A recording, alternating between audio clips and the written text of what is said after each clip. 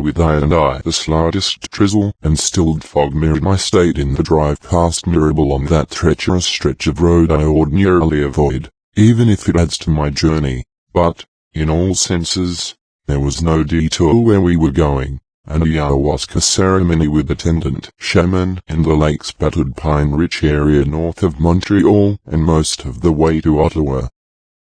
I was exhausted and no longer even sure a ceremony was a good idea, caffeine-deprived with low blood sugar from fasting, and a consequent headache, were neither encouraging me nor making it any safer on this highway of two meager lanes that thought it had 8. I was as careful as I could be in this state, particularly in light of my precious cargo, I in the passenger seat and her friend Ha, cramped in the seat of my two-door coupe behind me. I missed the exit despite my caution and attention, and we had to backtrack about 20 minutes of highway. Ha I had met 8 years ago, an actor in a few scenes of a feature film I had shot, but we had not seen each other since. I had met a little over a year ago, and was a peripheral part of the crew I get together with a few times a year for epic chalet parties, a rented country house, 8 to 12 intrepid voyages, the purest Mdma available, the purest K their connections could dig up and party balloons of nitrous. We had connected immediately, I, deepening that bond each time we met to the point that perilous questions were invoked in me, for, you see, she is married. And I know her husband. He came to one of the chalet gatherings. And I like her husband. We could easily be good friends with a little encouragement. Enter my primary rule, hurt no one but yourself. A little more background is necessary. I just vaulted off the tail end of a near 16-year relationship, for me a joyous, long overdue breakup that left me jubilant and freed of the anger and frustration and stress I had foisted on myself trying to fix a broken thing with all the wrong pieces. A month in, and a few nostalgic moments, but not one of sadness or grief, and I must believe we had been breaking up slowly for years, unaware. I had spent time with her shortly after and in the weeks preceding the ceremony, at her initiation mostly, and had accepted this as friendship, but was left with many unanswered questions every time. She is a very loving person and has an open heart, which, ironically, makes her extremely hard to read. I had accepted to partake in this expensive ayahuasca ceremony for a number of reasons. I had always done these things alone, meaning tryptamines. But after a few harrowing solo air experiences, and given that my ordinarily blissful high-dose mushroom trips had taken a turn to sadness and self-loathing for going on a year, I thought I should give a shot in a more traditional setting.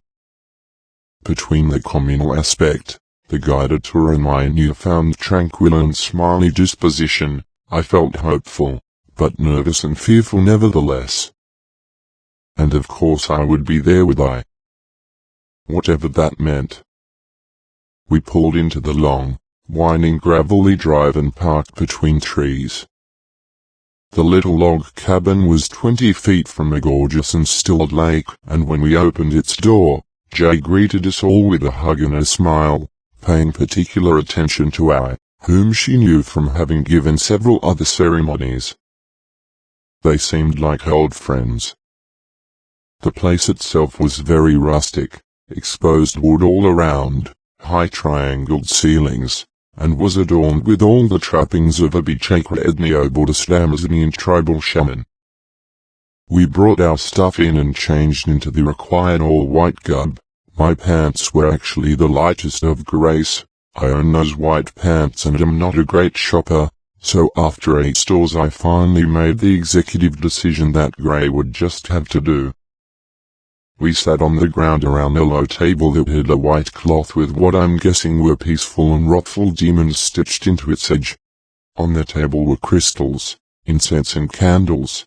Jay told us it was the altar and we were instructed never to put anything on it. She called all of this the ceremony and referred to herself as a guide, some part of me was happy the word shaman was never employed. Jay told us a little about herself. She had been drinking ayahuasca for 13 years. I estimate she is 48 years old or so, starting in Brazil and making 3 to 6 month pilgrimages each year to study and set up a business, guiding, as was clear later.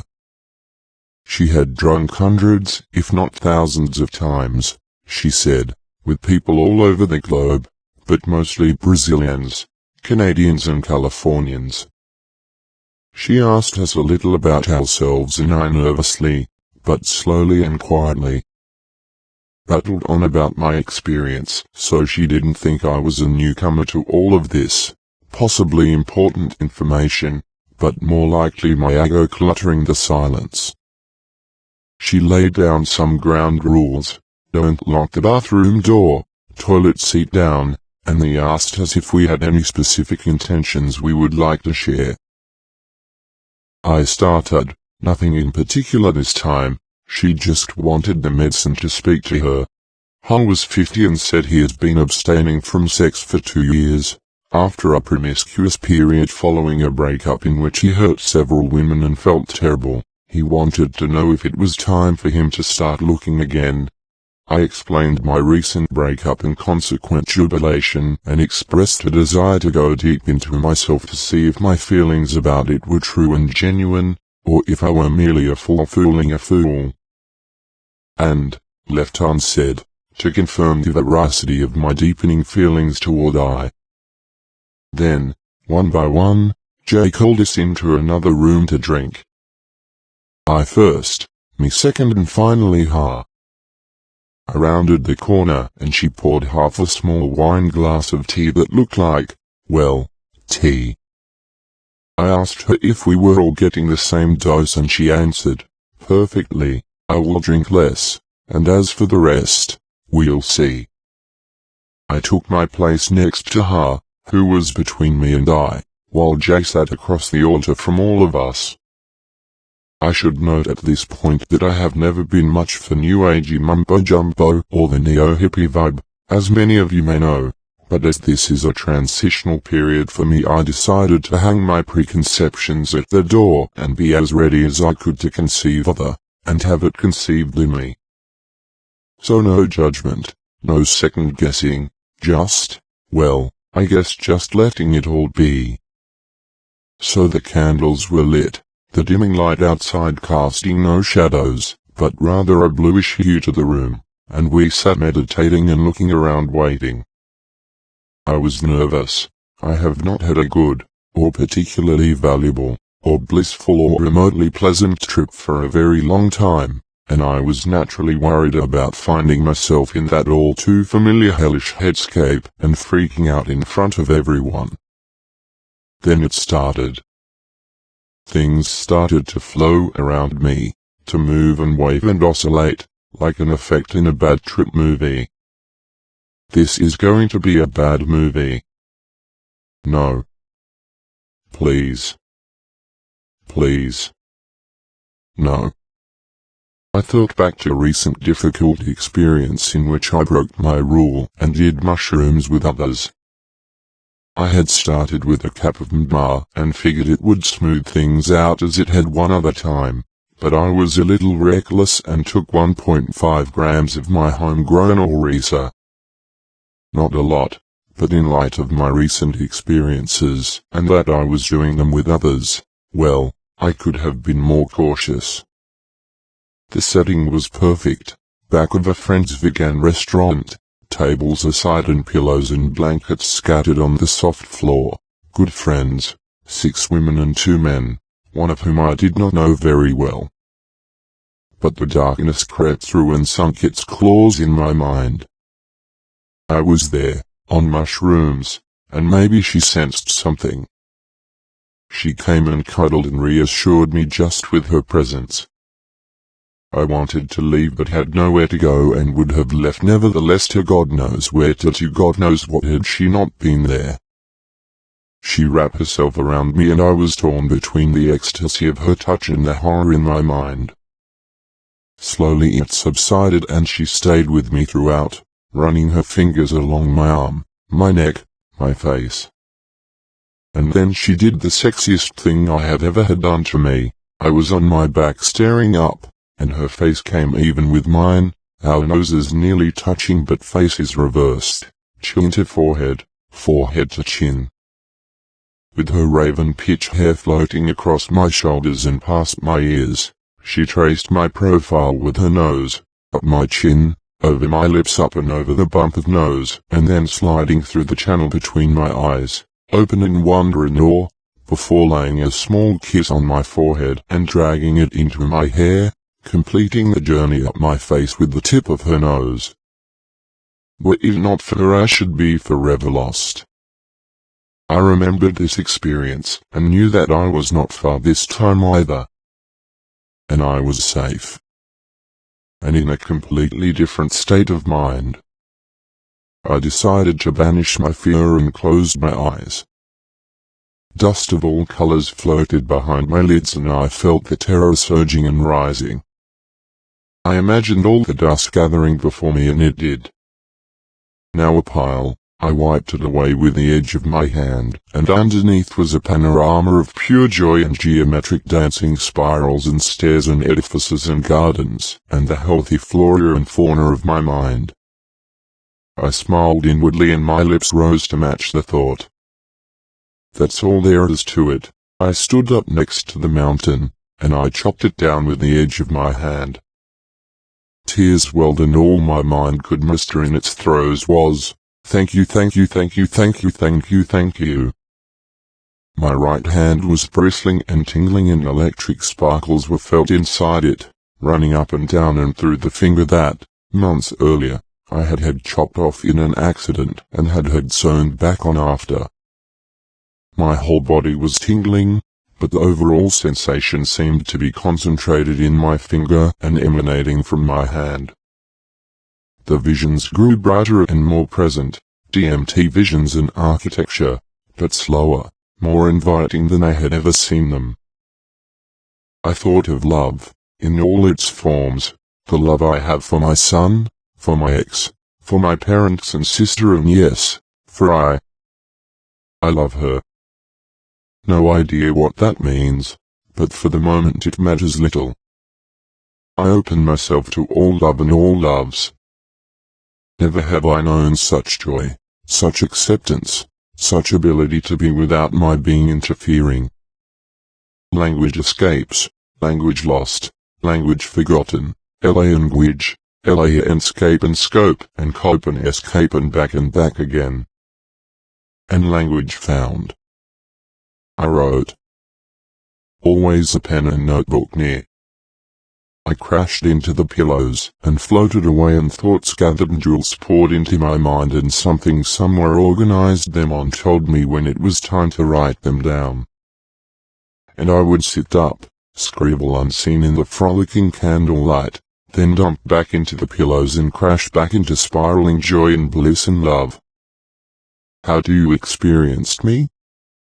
This is just one big long song, and your melody to my rhythm. Never forget to surprise yourself.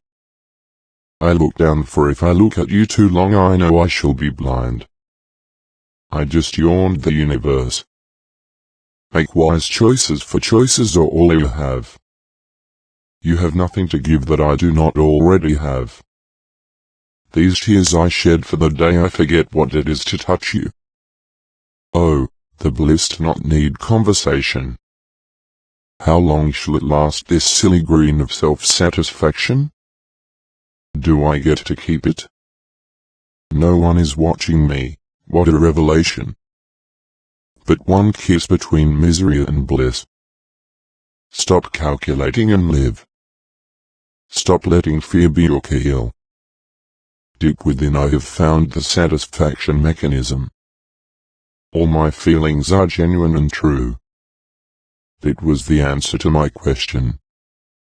Out of the blue and red and green iridescence of my mind. For the first time in years I knew that all I had done and suffered and steered away from and back towards, and all the joy and freedom and ease and love I felt of late was genuine and true. For all my faults and all I have yet to live through and learn, I knew what I had suspected but knew not how to confirm. I am a good man, and I shall do good in this world. And it thrilled me to think this. I felt a power I thought had long left me returning in full blooming force. I beamed but knew it was not me beaming, but a beaming into I was reflecting just as it was becoming me. I opened my eyes. I and Jay were singing Portuguese songs, in mellifluous and enchanting duet.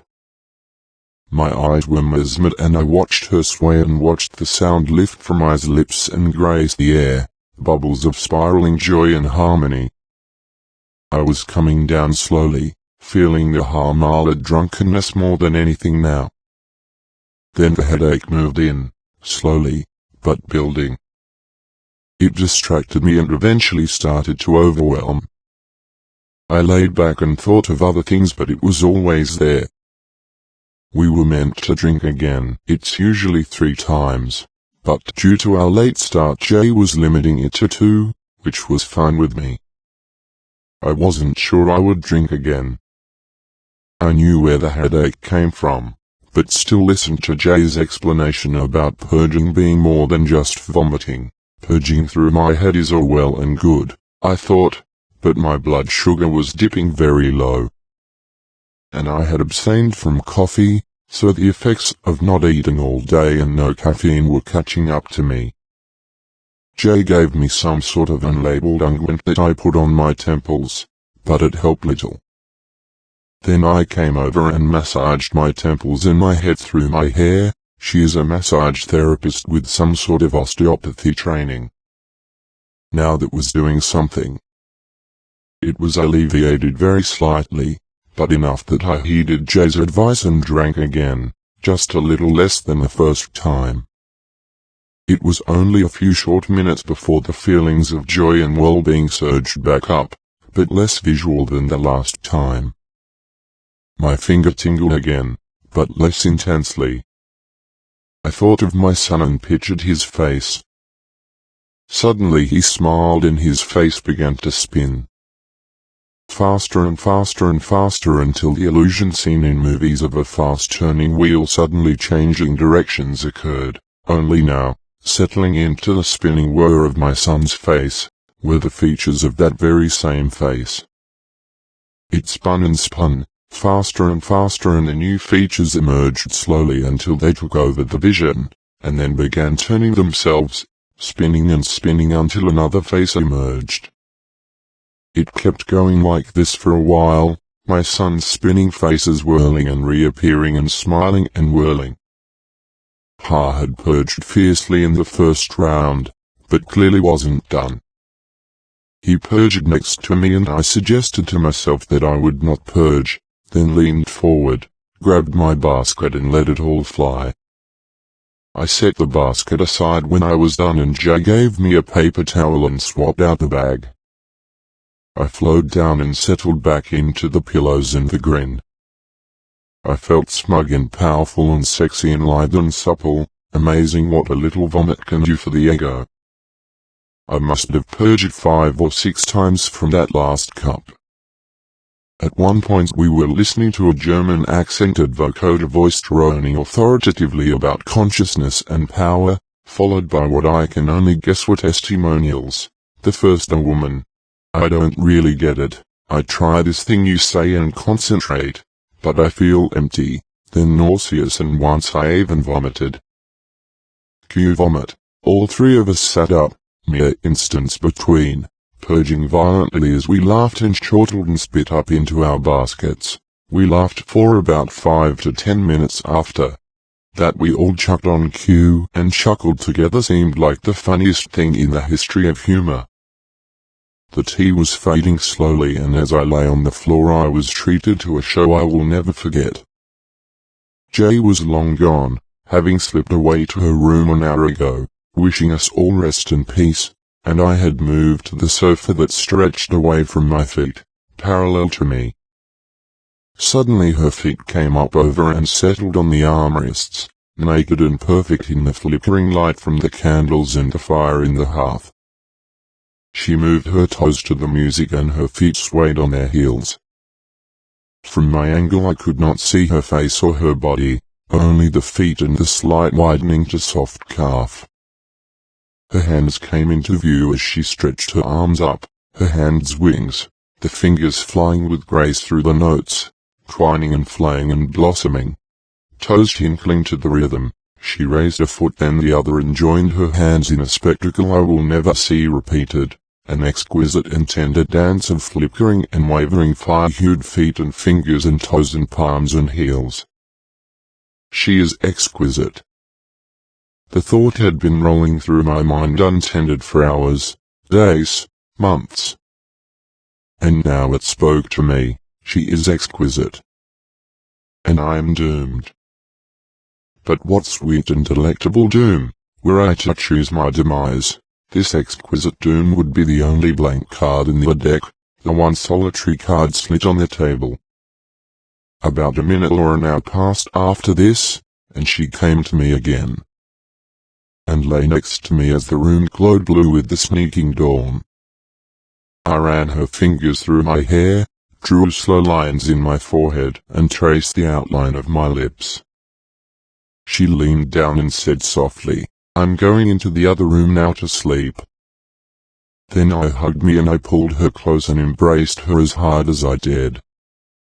When I let up to let her go, she stayed laying with me, face nested in my neck, for about another 20 minutes that seemed longer but much too short. One last kiss quite close to the lips but still cheeky, and she left. My mind was racing, thoughts pacing, words placing, replacing and chasing me back and forth and fork and bath and bath and fack. I tried but sleep was another continent and I was still afloat in some ocean somewhere bobbing and robbing myself of all that I want and feel and know to be real but cannot steal. So I tossed, turned, lost, churned, cost and learned and crossed to burn and unlearn and sat up and read a book. Then turned again and again, the pillow ploughing cheek after cheek, and then wrote pages in my head, pages of a novel I am writing, pages I tried to stop writing and tried to forget but they persisted. So I opened my laptop as quietly as I could to not waken Ha, who was sprawled out on the floor, his mouth gaping in low snore mode. I wrote the pages as they were in my head, verbatim, all 6 of them. And not a moment of all it without that smug smile I had missed for so many years. Then something happened, but I'll get back to it. I shall. Line of 8. The morning came and fruit salad was made and I ate of this, and a sandwich I had brought, some sesame baklava type things, and then sat with a coffee for the road. I had not slept a clink, and I needed to be awake at least for the drive back. Then Jay's expected sales pitch came on cue, if you have friends. Discretion. Usually more expensive. Come back for the solstice. Group rates. The part of the deal I loathe, and leaves a sick taste in my mouth, 'cause it's always a thinly veiled mix. It's such a gift, my gift to you, check or cash? Cash please and next time. Full rate, my beautiful. Worth every penny for me, but the mercantile overtones just made my poor sleepless mind gag. Love, but I'm ever the cynic, an idealist all wrapped in one neat little package, trying to bust out but suffocating together. Dies what dies and tain't no march. And yes, a small detail I left out. I got up to piss about every 15 minutes, right up until the coffee. 4 times an hour for 15 hours, 60 pisses, quite a few less flushes. I felt an apology necessary or at the very least an acknowledgement, especially for the after-hours urinations, and when I did, I guess I expected to be met with a "that's okay," part of the cleansing. We all have our ways. But in its place, I was told by Jay, "Yes, I know, I hear everything at night." And a silent loose smiled stare. Oh, well, she's human too. Clearly. The drive home was sunny and warm and was greeted with 3 tired and sated smiles. I invited me for a massage, gratis, at her clinic later. She had to work from 3 to 9. She had been offering me one for a while, but I had never taken her up on it. I told her I had a few details to work out, but that I would love to and would confirm later. The massage was divine, and I had to wonder where she found the energy. Her hands and fingers swam through my skin and under my flesh to the bone buried below, and I nearly drifted off to the sound of her breathing, the rhythm of dream and wind. And the day ended. Phlegm and mucus and deep-chested coughing met my next morning, and I felt like death and life at once, hard to describe, but somehow the two coexisted in my body, yesterday and today, in an erotic dance in my core, guiding me to an unknown future. Line of 8. To return to our shop, as promised, after I had written those pages that came to my sleepless head from God knows where, I came out of the room and sat on the sofa across from the one I lay on. I pretended to sleep and watched her. She curled up and looked out the window. From my vantage, no ground was visible, just the sofa, the huge window, the lake and the shore beyond. I was in a boat, on the lake, toes curled under the old divan. She looked out over the flickering ripples, and as I watched her watching, the tiny ripples became pixels and froze, then shifted and froze and shifted and froze, like the stuttering slow motion you get by pulling and doubling frames in a film. It was a digital dance of noise, but there was a message encrypted there. An undecipherable message, for now at least. I watched her watch me then, through slatted eyes. She watched me for minutes, her gaze reflecting mine, and reflected by it in turn. Then she picked up the book I had been reading and read a few short chapters, some 40 Tales from the Afterlives, a fantastic book recommended to me by Gibran too. She smiled as she read, and finally I sat and we chatted about the book, the night, each other, and anything else that popped into our heads. I lay back down and it was not long before she came over. Leaning over the armrest, where my head was lain, she started to trace the outline of my head with her fingers. She drew my face, feeling in my features one by one with her fingers, forehead, nose, eyes, cheeks, lips. She has drawn me and I am drawn by her. I felt her lean further over the armrest and I opened my eyes. She was looking into them, and after a few moments, she said, "There are many kinds of love." A smile speckled silence. "And I love you." And I knew in that instant what the lake was trying to convey, what the air was telling me about I. She was pregnant. Line of 8. And now, days later, no confirmation for this information. I am elated and devastated. But the two coil up and weave through my core, and all is well, and balanced. Now I must go into the world and find a way to live this love and to forget it altogether. Line of asterisks. Thanks for the end you wrote and read. Cheers. Jbark is a Mandelthord, a non-fiction character in a drama of his own design he calls life, who partakes in consciousness-expanding activities and substances. He should in no way be confused with Swim, who is an eminently determinable and prolific character who has somehow convinced himself the target he wears on his forehead is actually a shield.